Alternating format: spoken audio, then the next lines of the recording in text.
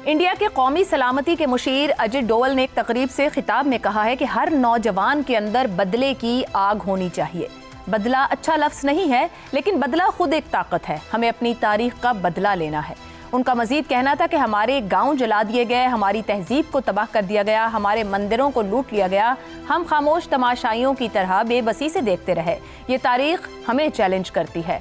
India में opposition के कई रहनुमा अजित डोवल के इस बयान की शदीद मजम्मत कर रहे हैं। अजित डोवल की ये सोच हिंदुत्व के नजरिए की अक्कासी कर रही है। इस सोच और नजरिए का तारीख की सच्चाइयों से कोई लेना देना नहीं। यही वजह है कि 2014 से चल रहे मोदी दौर में खुद भारत की तारीख को भी मस्ख किया जा रहा है। भारत की इब्तिदाई हुकूमतों का सरकारी मौक़िफ़ यही रहा कि भारत में गुलामी का दौर अंग्रेज़ों के दौर से शुरू होता है, ना कि उससे पहले मुगलों या सलातीन दिल्ली के दौर से। मगर आरएसएस की तरफ से फैलाई गई नफरत की सोच ने मुस्लिम अहद को भी गुलामी का दौर करार देना शुरू कर दिया। खुद गैर जानिबदार हिंदू मौर्रिखीन और भारत के पहले वजीर आजम जवाहरलाल नेहरू अपने हाथ से लिखी तारीख की किताबों में क्या अकबर के दौर को गुलामी का दौर कहते हैं? अगर कुरूने वस्ता के दौर में दुनिया के हर खित्ते की तरह बरे सगीर में भी सियासी बुनियादों पर कुछ गलत फैसले किए गए, तो क्या आज उसका बदला भारत के आम और गरीब मुसलमान से लिया जाएगा? आरएसएस और बीजेपी आज के भारतीय मुसलमान को बाबर की औलाद कहकर हिंदुस्तान को किस राह पर ले जाना चाह रही है? कांग्रेस के अदवार में आरएसएस की इसी सोच को जहर आलूद करार देकर 3 मरतबा बैन किया गया, मगर अब 12 साल से इसी नफरत अंगेज सोच के मानने वाले दिल्ली के राज सिंहासन पर बैठे हुए हैं। ऐसे में बड़ा सवाल यही है कि आज भारत में हिंदुत्व की सोच और डबल डॉक्ट्राइन भारत ही नहीं पूरे जनूबी एशिया के लिए कितना बड़ा खतरा बनती जा रही है। इसी पर पैनल के लिए सवाल। अजित डोवल डॉक्ट्राइन पहले ही खित्ते के अमन को बर्बाद कर चुकी, अब ऐसे बयानात क्या हिंदुत्व के नजरिए के आगे भारतीय आइन भी बेवकूफ़ हो चुका? शहजाद साहब। बेवकूफ़ तो बहुत देर से हो चुका। जब से ये हिंदुत्व का फलसफा जिस तरीके से रासिख तौर पर लागू किया गया है आरएसएस के नीचे और बीजेपी के नीचे और इस हुकूमत के नीचे, बदकिस्मती से उसके असरात अब खुल के सामने आ रहे हैं, हिंदुस्तान के अंदर भी और हिंदुस्तान के पड़ोस में भी। पाकिस्तान और हिंदुस्तान की दुश्मनी को छोड़ दीजिए, इससे पीछे चले जाते हैं। जबकि ये फैसला हुआ कि आर्टिकल 370 जो था कश्मीरियों का, जो कि स्पेशल स्टेटस देता था, जिस तरीके से उसको ख़त्म किया गया, आइन के अंदर से हटा दिया गया, बैक कलम उसको जुम्बश उसको ख़त्म कर दिया गया, तो वो सबसे पहला काम। फिर जिस तरीके से कश्मीरियों के हक आर्टिकल 35A के नीचे उनकी जो, और बगैर किसी असेंबली के हुए, बगैर किसी रिकमेंडेशन के किया गया, तो आइन की शक्ल तो वहां बदल चुकी थी।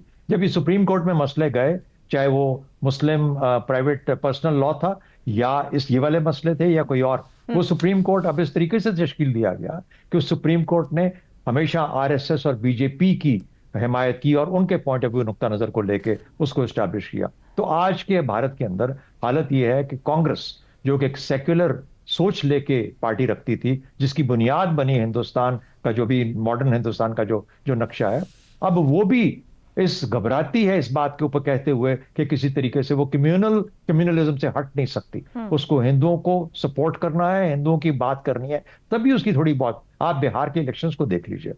बिहार के इलेक्शन में क्या हुआ? जिस तरीके से हिंदुत्व और जिस तरीके से कि नीतीश कुमार के साथ मिलके इन्होंने हिंदुस्तान और जो हिंदुत्व की सोच को वहां पे गालिब कराया, वो वाज़ेह होकर सबके सामने आया। बंगाल के अंदर देखें क्या होने वाला है। ये बंगाल के इलेक्शन बहुत इंपॉर्टेंट है।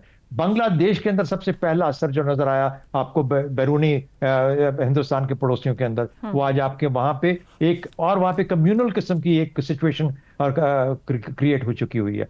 तो मेरा अपना ख्याल ये है कि ये न सिर्फ हिंदुस्तान को ले डूबेगा, क्योंकि वो 20 करोड़ मुसलमान है वहां पे जो रहते हैं। वो जो 20 करोड़ मुसलमान हैं, उनके हकूक हैं, वो लोग अपने लिए जिस तरीके से ये समझते हैं कि उनको बदला लेना है, वो 20 करोड़ को भी अगर बदला लेने का वक्त सोच आ गई या उनका मौका मिल गया या उनका तरीका उनको भी रास्ता मिल गया, तो उसको उनको रोकना मुश्किल हो जाएगा। 20 करोड़ वो, पाकिस्तान के साथ दुश्मनी अलहदा, ये जो डुओ है डोवल का और जयशंकर का, इसने नहीं, डोवल और इसका डुओ डोवल और जयशंकर का, इसने हिंदुस्तान को वहां ला खड़ा किया है जहां पर अब मोदी के लिए मेरे हिसाब से सियासी तौर पर मुश्किलात का अंबार इतना बड़ा हो गया कि उसका बचना मुश्किल हो जाए। ठीक हो क्या ज़ैगम साहब, जनूबी एशिया की अगर हालिया तारीख पे बात कर लें तो किसी भी एक मुल्क में अगर मसाइल बढ़े या इंतहा पसंदी फैले तो दूसरों को भी मुतासिर करती है। भारत में जिस तरह की इंतहा पसंदी है, اوور آل جنوبی ایشیا کی بات کی جائے، کتنا انتہا پسندی میں اضافہ ہو سکتا ہے یا وہاں کی انتہا پسندی اضافہ کرتی ہے؟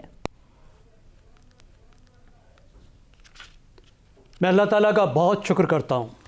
بھارت کی انتہا پسندی پاکستان میں انتہا پسندی کو فروغ نہیں دے رہی. اس وقت پاکستان کا ہر پڑھا لکھا آدمی، پاکستان کی ہر سیاسی جماعت وہ یہ کہتی ہے کہ ہم نے بھارت جیسا نہیں بننا. گزشتہ 10 سال سے پاکستان میں اقلیتوں کے بارے میں قومی خیالات، عوام کے خیالات، پاکستان کے خیالات، حکومت کے خیالات بالکل مختلف ہو چکے ہیں. بھارت نے اقلیتوں کا رگڑا لگایا ہے. اس درمیان میں پاکستان نے تعلیم میں بھی کوٹا دیا ہے، ان کو روزگار میں ہر جابز میں کوٹا دیا ہے. آج آپ دیکھیے ہماری مذہبی اقلیتوں کے بچے کتنی بڑی تعداد میں سول سروسز میں شامل ہو رہے ہیں، ہر جاب میں شامل ہو رہے ہیں. اس کے اثرات 10-20 سال بعد نظر آئیں گے. ہمیں پاکستان بننا ہے، ہمیں مودی کا بھارت نہیں بننا ہے، اور ہم نہیں بنیں گے. ہم جس راستے پر چل رہے ہیں اس سے آگے چلیں گے، لیکن اس کے اثرات جو ہیں وہ آپ نے مئی میں دیکھے، آگے نظر آئیں گے 2 قوموں کے ٹکراؤ کی شکل میں. بھارتی مسلمانوں پر نظر آ رہے ہیں، بنگلہ دیش پر البتہ اس کے اثرات نظر آ رہے ہیں، کیونکہ وہ نفرت انگیزی بنگلہ دیش کے لیے ایک بہت بڑا سرپرائز ہے جو اسے ایک دوست ملک سمجھتا تھا.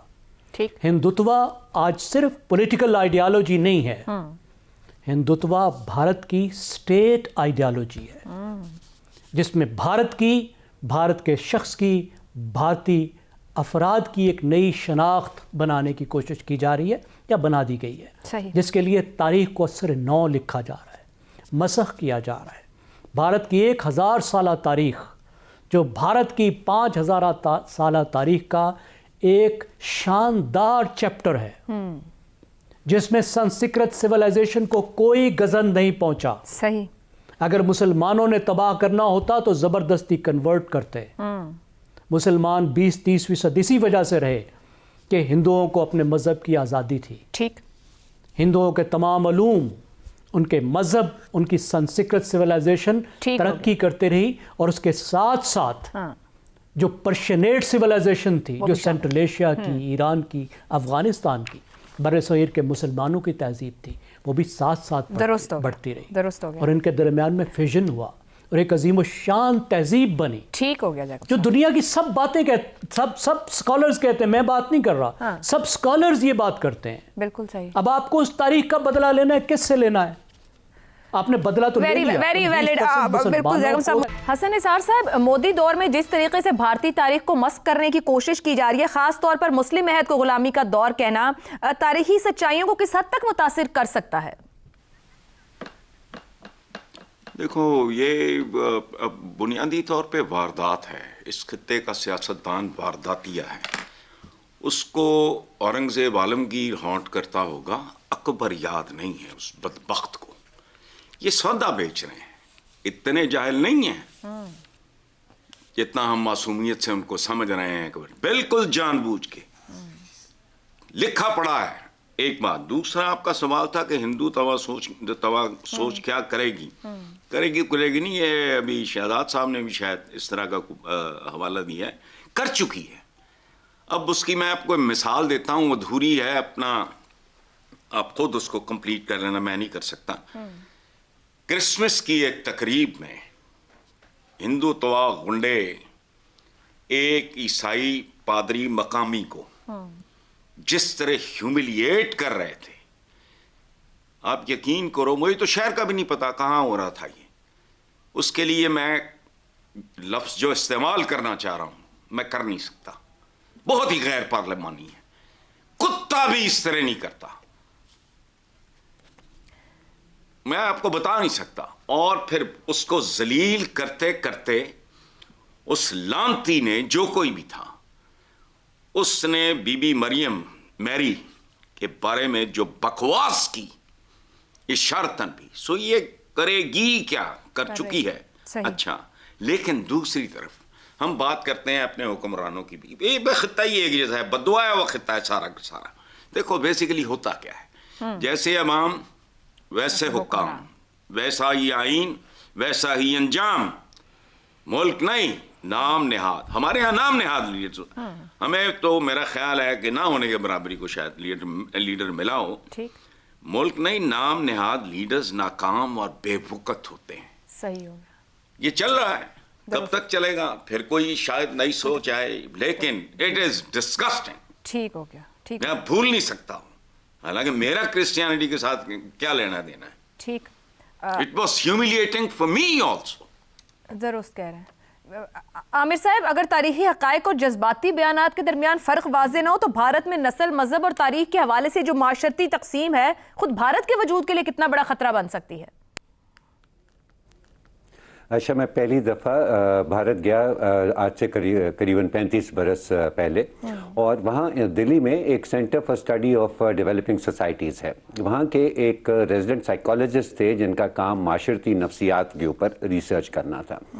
ان سے جب میں ملا تو انہوں نے مجھے کہنے لگے کہ عامر, میں آج تک انڈیا کے اندر جب کمیونل وائلنس کی بات ہوتی ہے تو میں آج تک اس پہ پریشان نہیں ہوا, کیونکہ ہر کمیونل وائلنس کا قصہ جو ہے یا ایونٹ واقعہ جو ہے اس کے پیچھے لاکھوں کمیونل ہارمنی کے واقعے بھی انڈیا کے اندر ہوتے ہیں. لیکن اب پہلی دفعہ میں زندگی میں پریشان ہونا شروع ہوا ہوں انڈیا کی حالت دیکھ کر, کیونکہ یہ اس وقت جو ان کمیونل ہارمنی کے لاکھوں واقعوں کی ذمہ دار ایک میوچول رسپیکٹ اور ٹالرنس کا ایک کلچر تھا انڈیا کے اندر, وہ کہنے لگے کہ یہ مجھے ختم ہوتا. اس وقت تک مائنڈ یو بی جے پی منظر عام پر, سیاسی منظر عام پر آ چکی تھی.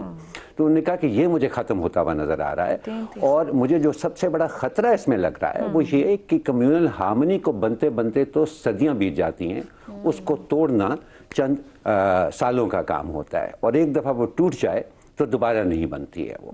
سو آئی فیئر فار انڈیا. انہوں نے جو اپنی بات کنکلوڈ کی وہ یہ تھی کہ I fear for India. And I think کہ یہ جو نیشنل سیکورٹی ایڈوائزر صاحب نے جس طرح کی بات کی ہے, اور یہ بات جو ہے وہ جس قسم کی سوچ کی عکاسی کرتی ہے, اس کے بعد اس کو دیکھتے ہوئے انڈیا میں اس پہ ریزسٹنس بھی بہت آیا ہے. لیکن آئی تھنک کہ ان کو کلیکٹیولی یہ سوچنا چاہیے کہ یہ وہ do they also fear for India or not, despite what's going on? Very valid question آپ نے چھوڑا آخر میں کہ انہیں چاہیے کہ انہیں بھارت کی کتنی فکر ہے, کیونکہ جو بو رہے ہیں وہ کاٹنا بھی پڑ سکتا ہے.